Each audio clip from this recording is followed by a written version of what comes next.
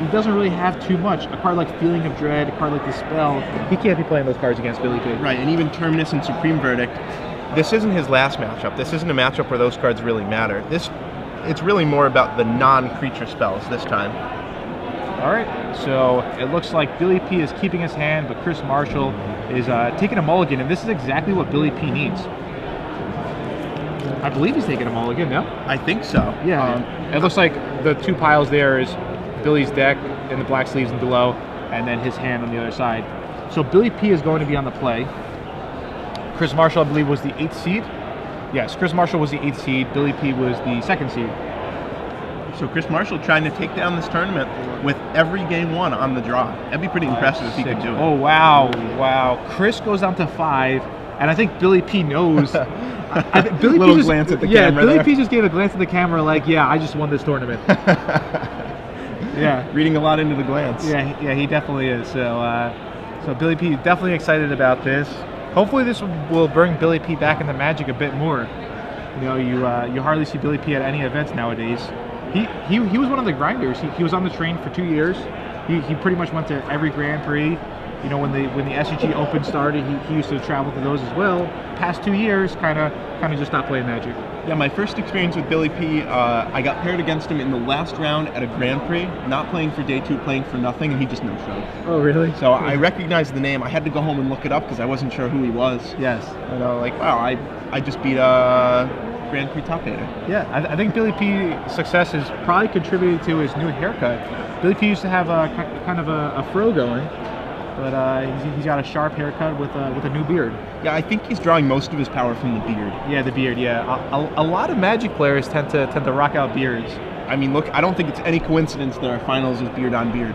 Beard on beard matchup. Even Ruben Bressler. Look at him. Yeah, and Ruben. All we really need is Caleb Durbin. Yeah, well, one time he actually one beard shaved to rule them all. Yeah, one time he shaved his beard, and I was like, and he came up to me, he's like, "Hey, what's up, man?" I was like, "Who are you?" Go away. You go away, seriously. You're creeping me out, Caleb. So Chris Marshall, what's he doing? Is he signing the match slip already? No, I think he was actually writing his legacy deck list. They're like, "We need your legacy deck list right now. You mulligan to 5. Just start writing." You get it over with, buddy. Yeah. All right, there's a Hollow Fountain from Chris Marshall. Billy led off with the Overgrown Tomb. And his turn to Farseek. That's exactly what he wants. Right, and I bet you he wishes he could go get a Stomping Ground right now, but he'll have to settle for a Blood Crypt. And normally the faster someone shuffles with the Farseek, the better the following turn play is going to be. It's like, I gotta get this land into play, because next turn I just gotta play this card, you know? Yeah.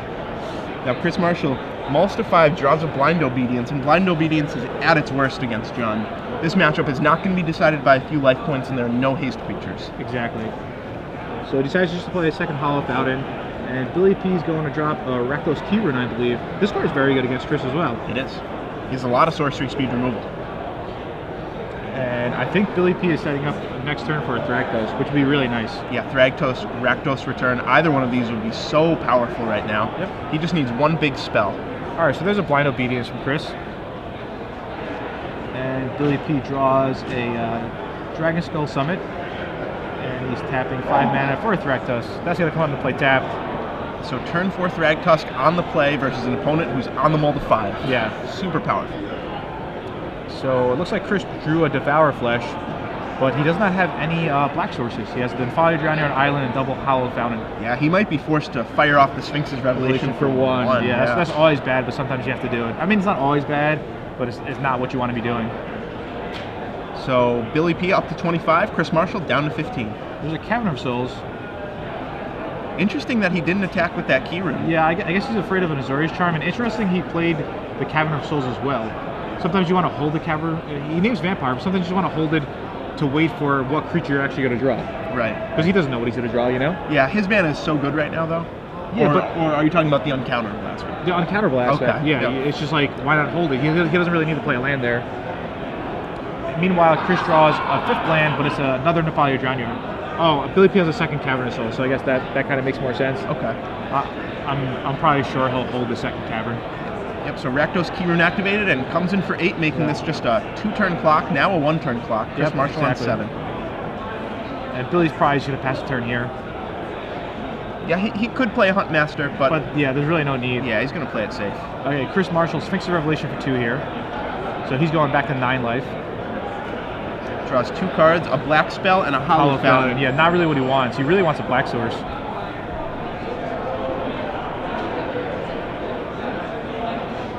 So Chris Marshall has plain. He has Detention Sphere. Okay, so he's not out of it yet. He also has a Snapcaster Mage. The only problem is that I took a peek at Billy P's hand, and I'm pretty sure I saw an Abrupt Decay. Oh boy. Yeah, so Chris might think, hey, I could Detention Sphere the Rakdos Key Rune. That might save some damage, but Billy P's going to have the Abrupt Decay to end that nonsense. So Blind Obedience triggering on the Detention Sphere. Yep. So 10 to 24. Chris pays 4 mana for this Detention Sphere. And he's going to get the Thragtusk? Wow, this is going to be really bad for him. Team Blowout. Yeah. I'm on Team Blowout.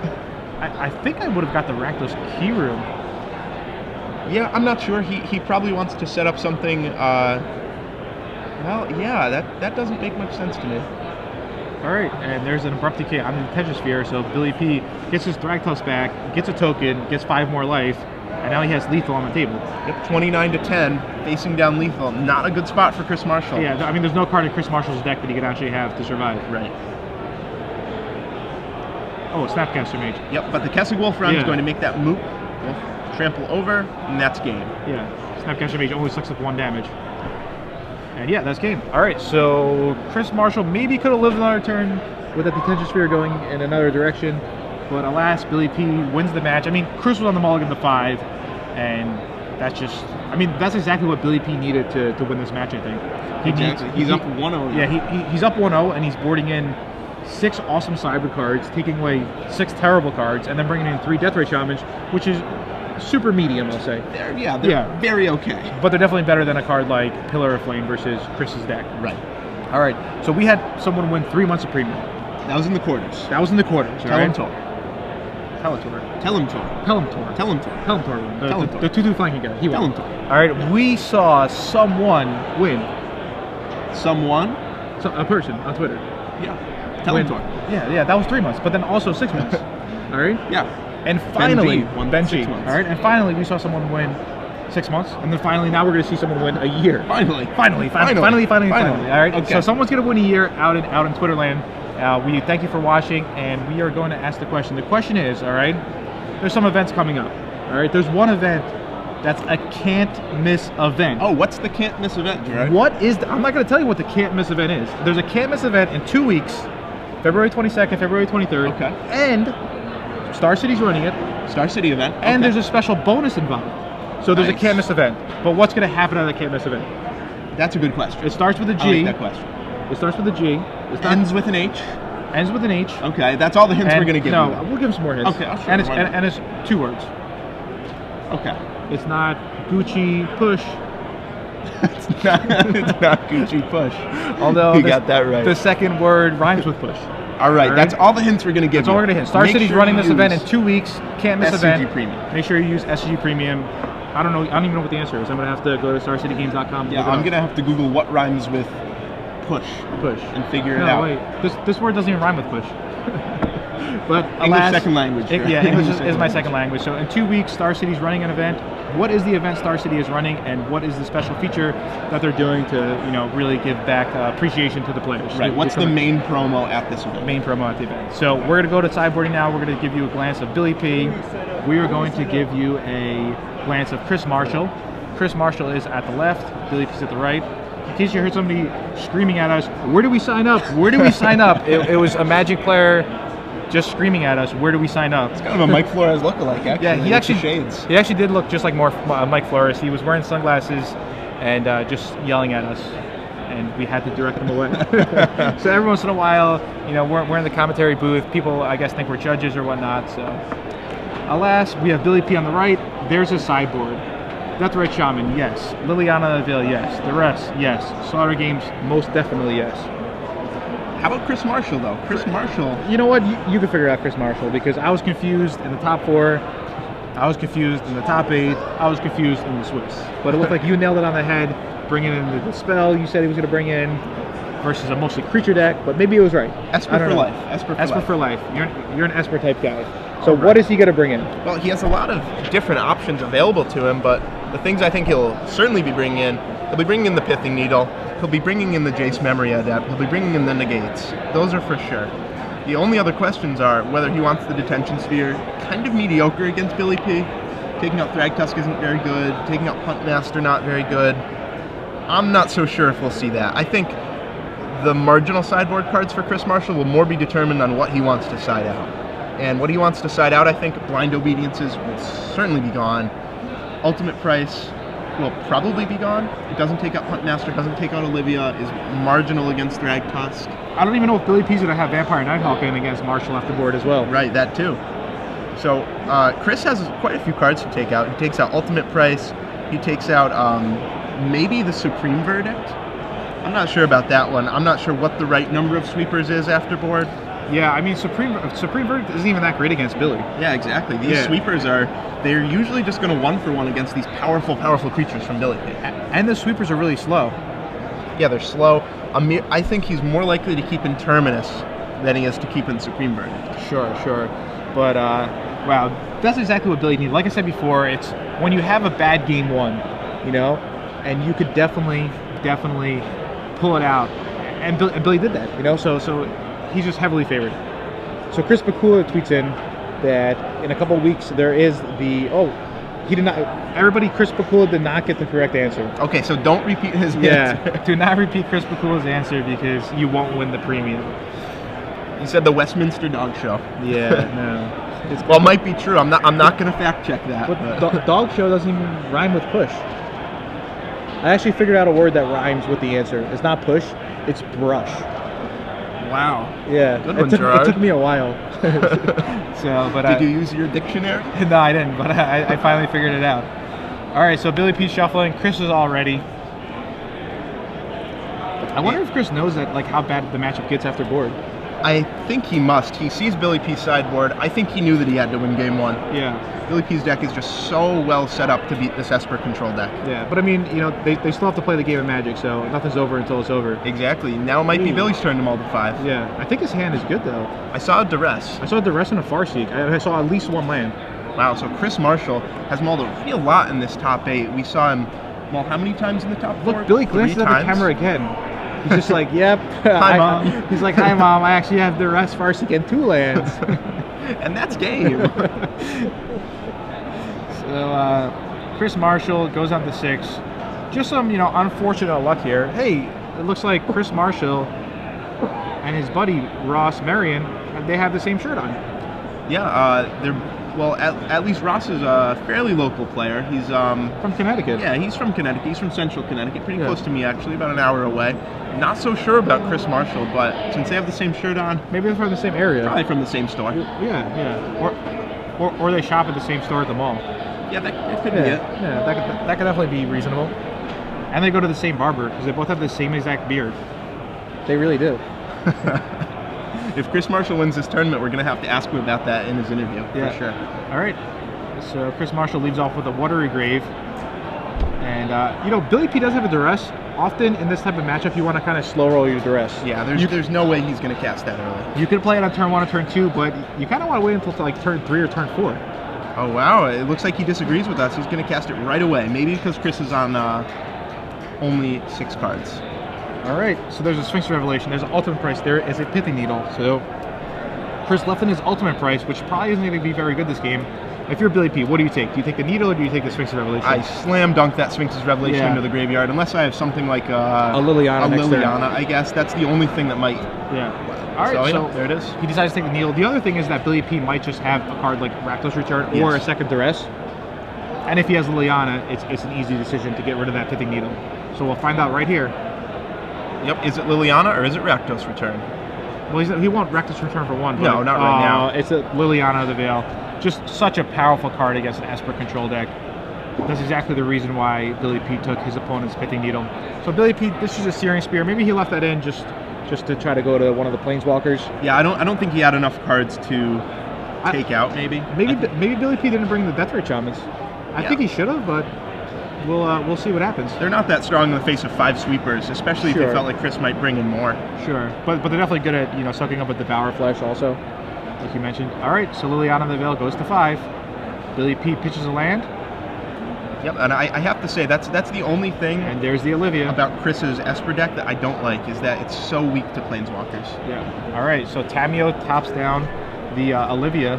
Okay, so Chris has got some game in him. But I mean, that Liliana, what is he going to do about it? If that Liliana becomes ultimate, it's just pretty much game over. Yeah, I don't know. He only has 1 Pithing Needle in his deck. He has 2 Detention Spheres available, so I think he's going to need Oh, to... Wow. no way. Nail in the coffin. There's Garrick. the Primal Hunter.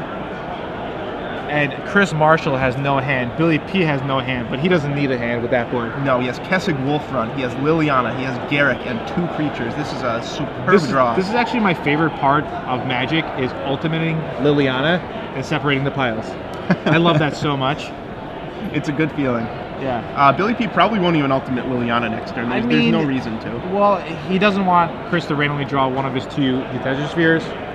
I think ultimating Liliana is fine here, especially with a board of Olivia, Beast Token, and another Beast Token that's going to happen off of Garrick. Yeah, it's fine, but I don't think he'll do it, because I think he'll +1 next turn. He'll trample over with the Beast Token to kill the Tamiyo, and he'll still be in fine shape, even if Chris does draw. Killing 2 lands and a Tamiyo is pretty nice here. Yeah, it's okay. I think he's going to do it. Okay. All right, we'll find out in about 10 seconds. 9, 8, 7. He's thinking. 6, 5. He didn't look at the camera yet. 3, 2, 1. Pump fake. Yeah. He just is like, all right, what do I really want to do? I mean, if he's gonna ultimate, he's gonna have to ultimate before the attack, so then he knows if he should attack the Tamiyo or not. Right. So now I'm thinking he's not gonna do it. So Tamiyo goes to 1. Yep, looks like he didn't draw a land. I think he should draw cards now, because that beast is really big. He could just draw 5. Yeah, he could. It definitely plays around the Wrath effect better. Oh, okay, yeah. I guess Billy just is slow rolling it now. Yep, he's going to the safe route. Yeah. So Liliana is on 7 counters, not on 6, off screen, but it's on 7, so it's threatening the ultimate next turn. All right, Chris decides to Drown Yard himself just to try to hit a Think Twice, maybe hit a Feeling of Dread if he boarded that in. And just to repeat this, as Billy P is maybe on the verge of becoming the Star City Games Open champion, he has not a single Gatecrash card in his deck. Yeah, no Gatecrash. So with all the talk about how this format, or how the set shook up the format, not even a stomping ground. So this means everybody go buy Return to Ravnica boxes. They're certainly better value than Gatecrash boxes. Actually, Innistrad and Dark Ascension, that's like his entire deck. That's his entire board, essentially. Yeah. Kessig Wolfrun, Olivia, Garrick. Well, I guess Garrick is M13. So Tamiyo taps down a Blood Crypt. Oh, Cavern of Souls, Avacyn Restored. Oh, okay, Yeah. okay. Not Gatecrash. So now I think Billy P just wants to use the ultimate on Liliana. He names Vampire with that Cavern of Souls. I'm assuming he probably left in Vampire Nighthawk. Maybe he just wants it for Olivia. Probably. But I don't think he wants to play a second Olivia, so he probably left in Vampire Nighthawk. Might be the way that he loses this game, playing second Olivia. All right, there's an Azorius Charm. So it looks like 1 Beast Token at Chris Marshall's face. He draws a card. A Beast and Olivia at the Tamiyo. He was really hoping for a Terminus. Yep. All right, and Billy, just please use a Liliana. It's a lot of fun, trust me. Yep, here we go. All right. Liliana, that's going to triple Stone Rain Chris Marshall. In response, he'll mill himself. Yeah. And I think he just wants to kind of separate the black mana from the rest. So he wants to put like Isolated Chapel, Watery Grave versus... As long as he doesn't put Drown Yard in the same pile as a black source, exactly. That's all that really matters here. I mean, honestly, it doesn't matter either way. No. So I'm sure most of the viewers are just sticking around because they love you so much, Zach, and for the 1 year free premium. The word is Schadenfreude. They like seeing Chris Marshall suffer here, I think.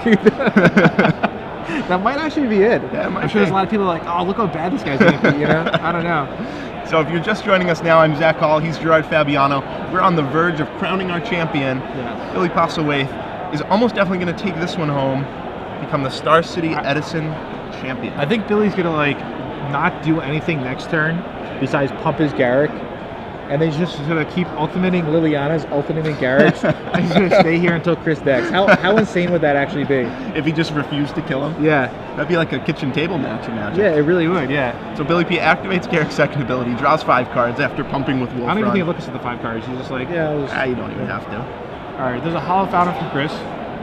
And Chris just passes. He's a stubborn one. He's going to fight his heart out here. All right, both players discard. Ooh, discarding that Beta Swamp. Wow, that's a It is a Beta really Swamp, right? rough way to treat a Beta Swamp. Yeah. Sending it right to the discard pile. All right, so Billy attacks for 13, is it? Looks like 9 plus 4, 13. right. Drops Chris Marshall to 4 life. My math is better than the words that rhyme in the English dictionary. Yeah. All right, and there's the handshake. Such a good sport from Chris. Congratulations, Billy P. Ends up winning SCG Open. That's really awesome. I'm really happy for him. You know, he won with 0 Gate Crash cards, and I would honestly have to say he won on the back of his play skill. Billy sure. P.